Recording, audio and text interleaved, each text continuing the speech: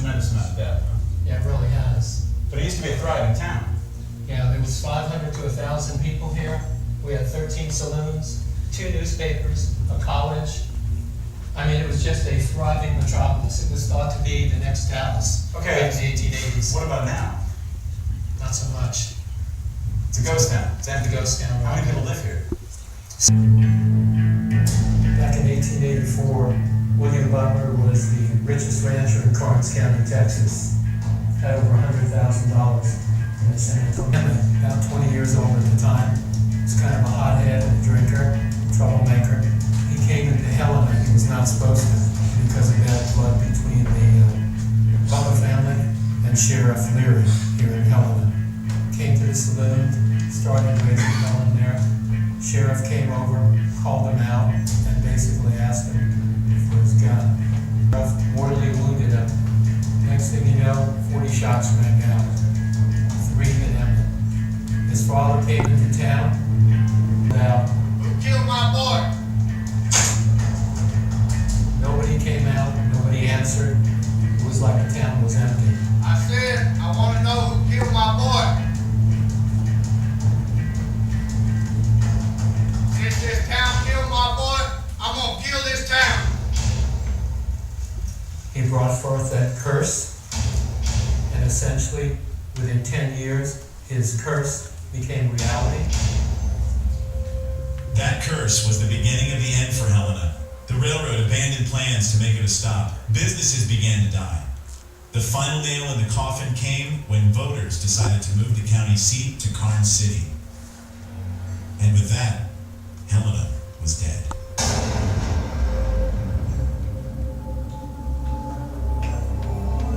So this is the courthouse where so many met their fate. Whether they were innocent, rustlers, outlaws, desperados, this was the court of last appeal. No ACLU back then. No Judge Judy. No Judge Judy. This was it. So is that why you get so many EVPs and things in here? There's so much paranormal activity, just such high emotion? I think the high emotion, the trauma, but it's really not the buildings, it's the land. Because you can get ghost activity almost anywhere in this whole place, in this whole town, even in people's houses, like my ex-wife's house. Your ex-wife lives in Helena. I know. And the plot thickens.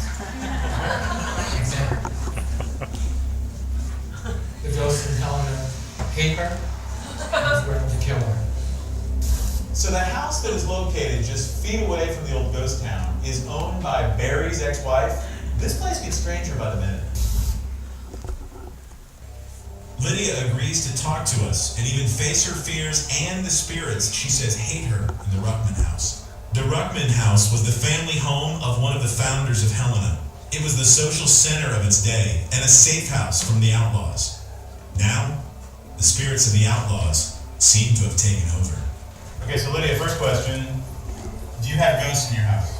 Yes, I do. I have 2 women and a little girl that live there. But they don't scare us. You know, if somebody else comes in there and they don't like them, they will. But us, I'm fine with it. Not like this place. This Oh is no, a Ruckman house. this one I'm really scared of. You know, it's starting to get dark, but you said you would go in the house with us. Are you still comfortable with that? I'll go as long as somebody else goes with me. Might be coming. That's fine. We're going in there tonight. Close that back. Can I close it? Yeah.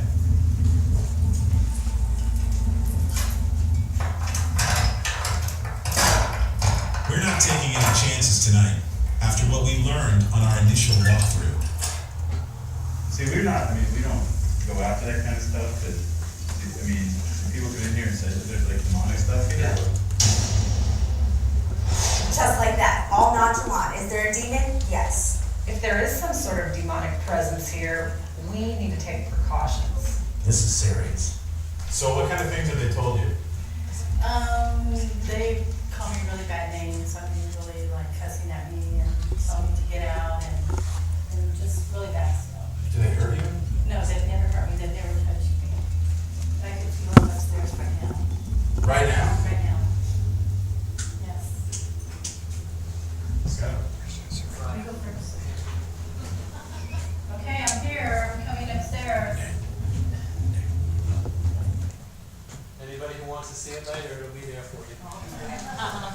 gets better. 10 seconds in between each response, and we'll go for about 5 minutes, and then we will play it back. Now, there are vehicle noises outside. I can't help that. So we're probably going to pick up some vehicle noises, but we should be able to tell the difference between what is a vehicle and what is not. So. Okay, we're starting our recording session now. We're in the old farmhouse here in Helena.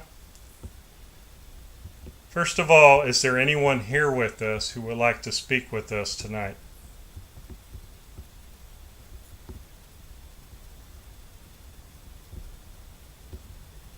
We are picking up a slight voice from the distance, so hopefully that doesn't come in too loud.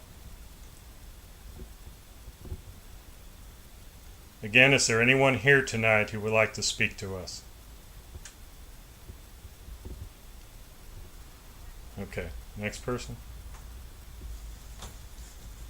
Are you an adult or a child? Okay, next person. Are you an adult or a child? Next person. Are you angry?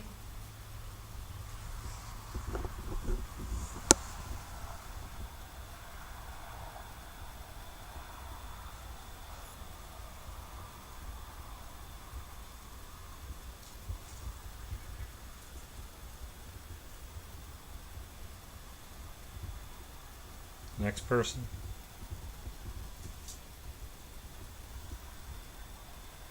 Can you see me?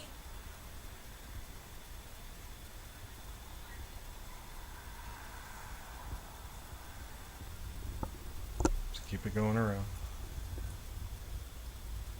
Did you live in this house? That was my stomach, sorry. Are you here to frighten us?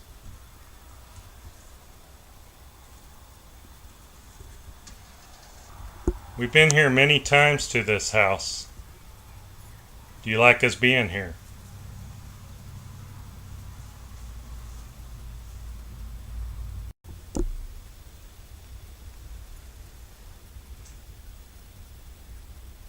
About another minute, and then I'll do playback and we'll see what we have. Okay, next person. If we're not welcome here, give us some sign that will show that. If we're not welcome here, give us some sign that will show that.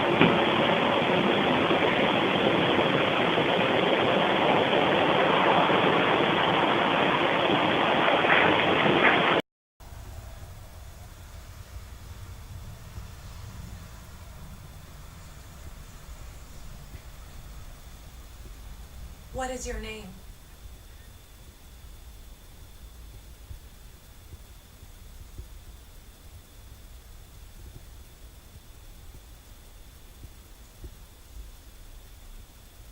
Right. What we always do is exactly what y'all just heard.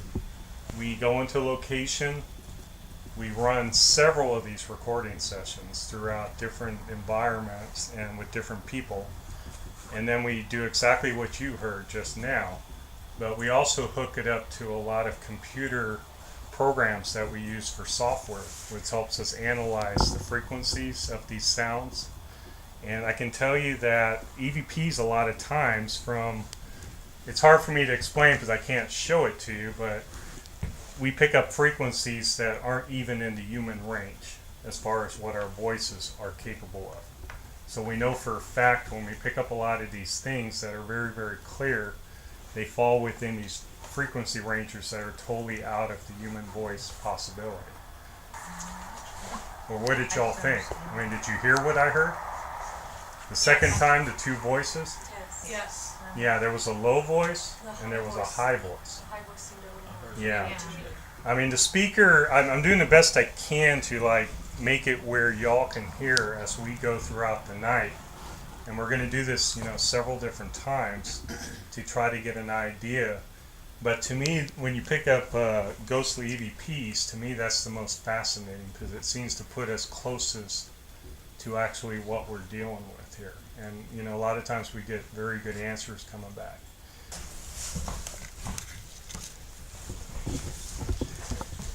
And I also want y'all to kind of handle the equipment a little bit, and I'm going to stand to the side as we're recording.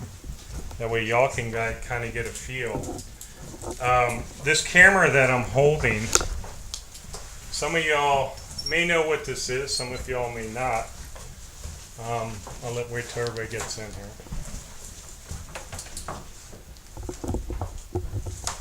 This looks like an ordinary video camera, but I'm going to tell you it's not. This is what we call a full spectrum video recorder. And what full spectrum is, for anyone who knows and even people that don't know, human eyesight can only see so far. We only have a certain range as to a visible spectrum of light that we can actually see. And we tend to think that with spirits, ghosts, whatever they are, because we don't really necessarily know what they are, we just kind of coin that term. We do believe that they are spirits a lot of times, because we do get some really good communication a lot of times, and we do get some answers to some things, so it tends to go in that direction.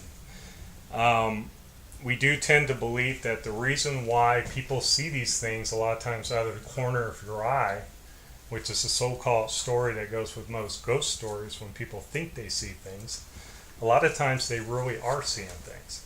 It's just what happens is they move so fast and they're on a different visible light spectrum, so a lot of times they don't appear to us the way that we think that they're going to appear.